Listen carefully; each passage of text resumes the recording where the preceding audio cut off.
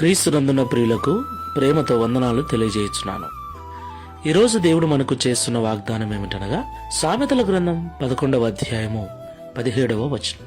దయగలవాడు తనకే మేలు చేసుకొనును. ఆమెన్. నా ప్రియులారా, మేలు అంటే మంచి అని అర్థం.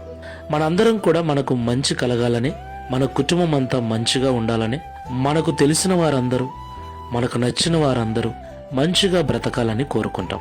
ఆ మంచి మనకి ఎప్పుడు కలుగుతుంది అంటే మనము దయగలిగిన మనస్సు కలిగి ఉన్నప్పుడు.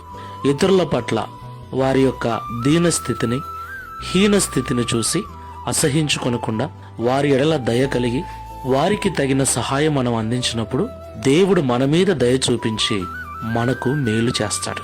దేవునికి మహిమ కలుగును గాక. అయితే ఈ లోకంలో ప్రస్తుతము చాలా మంది స్వార్థపూరితమైన జీవితాలను జీవిస్తున్నారు. మంచి సమరయుని మనస్సు ఎవరికినీ లేదు. ప్రతి ఒక్కడు కూడా తాను బాగుంటే చాలు, తన కుటుంబం బాగుంటే చాలు, తన వరకు తానే చూసుకుంటున్నాడు, కానీ ఇతరుల గురించి అసలు పట్టించుకోవట్లేదు. ప్రియ క్రైస్తవులారా, దేవుడు మనకు చూపించిన ప్రేమ మనము కూడా చూపించాలి.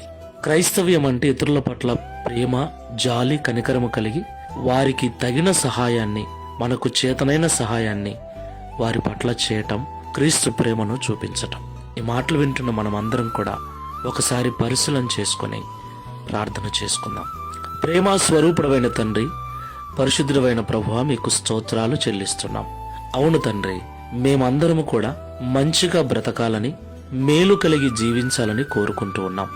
అయితే ఇతరుల పట్ల మేము దయ చూపించినప్పుడు, వారి అక్కరలో మేము సహాయంగా ఉన్నప్పుడు మీరు మా మీద దయ చూపించి మాకు మేలును దయచేస్తారని మాతో మాట్లాడారు. మేము మంచిగా బ్రతకాలి, మా కుటుంబము, మా పిల్లలందరూ మంచిగా ఉండాలి, మా బంధుమిత్రులందరూ మంచిగా ఉండాలంటే ఇతరుల పట్ల మేము దయ కలిగి ఉండాలని మాట్లాడారు. అవును తండ్రి, ఈ అంచె దినములలో పౌలు గారు చెప్పినట్లు మనుషులలో స్వార్థం పెరిగిపోయింది నాయన. అయితే క్రైస్తవులలో ఎప్పటికీ స్వార్థం ఉండకూడదని, ప్రతి క్రైస్తవుడు ఇతరుల మేలు కొరకు, ఇతరుల క్షేమం కొరకు ప్రయాసపడాలని, ప్రార్థించాలని పరిశుద్ధ గ్రంథం సెలవిస్తుంది.